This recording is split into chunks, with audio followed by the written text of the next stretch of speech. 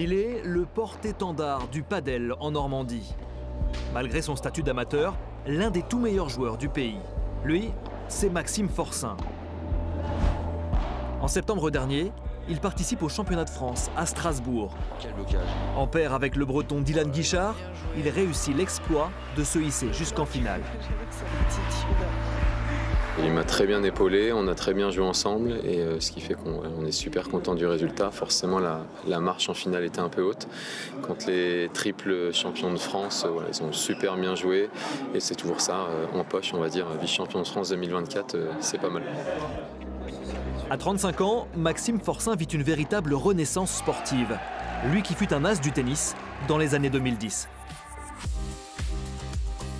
À son meilleur niveau, il est 76e joueur français, 700e mondial, mais voyager autour de la planète pour grimper au classement coûte cher, trop cher, si bien qu'il finit par se limiter au circuit français qu'il arpente pendant 10 ans.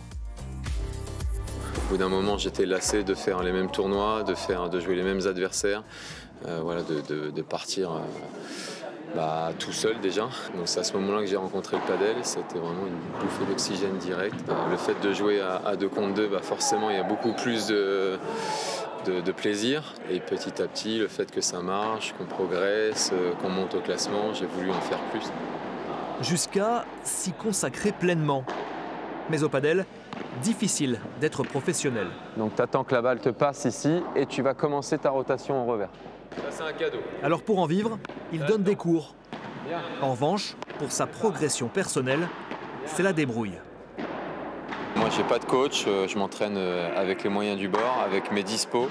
Déjà le but c'est de trouver un peu de temps entre les entraînements, la vie de famille, c'est la priorité pour l'instant. Car depuis 1 an et demi, un petit loup est arrivé dans la vie du champion. Qui dit être pro dit être principalement tout le temps à l'étranger, aussi bien pour s'entraîner que pour faire des tournois. Donc forcément, ces moments-là, le matin ou le soir, c'est complètement impossible. Donc non, impossible d'avoir ce genre de moment. Là, je travaille la journée, je rentre et je refais un petit peu de raquette. Donc au moins, ça permet de faire un petit décrassage.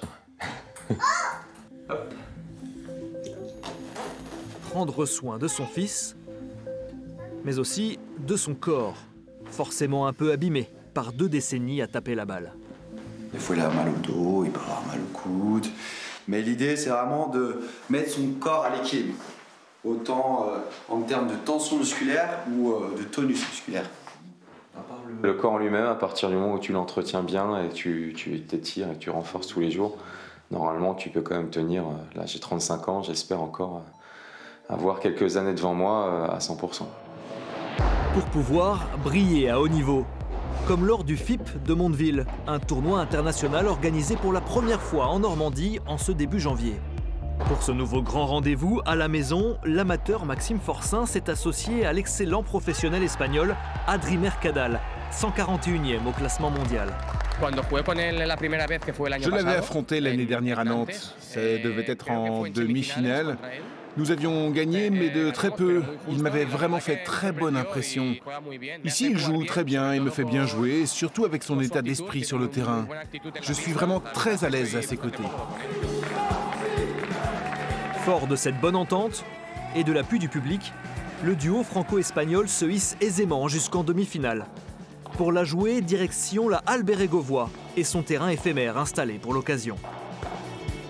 Face au Canet, les têtes de série numéro 1 de la compétition, 2 Espagnols du top 150 mondial. Même s'il finit par s'incliner, logiquement, Maxime Forçin réalise la meilleure performance de sa jeune carrière dans le padel. Honnêtement, de gagner ou de perdre, c'est pas forcément la priorité pour moi. Mais là, de jouer devant mes amis dans une ambiance comme ça, vraiment, c'était ce que je voulais. J'avais pas besoin de faire ce FIP-là pour savoir que ça me donnait envie de jouer des adversaires aussi forts, de pouvoir m'en rapprocher, de potentiellement en battre quelques-uns à un moment donné. Mais pour ça, il faut que j'arrive à m'entraîner plus. Et après, si je peux refaire des expériences comme ça, ce sera avec grand plaisir. Après tout, la seconde vie du prodige normand de la raquette ne fait que commencer.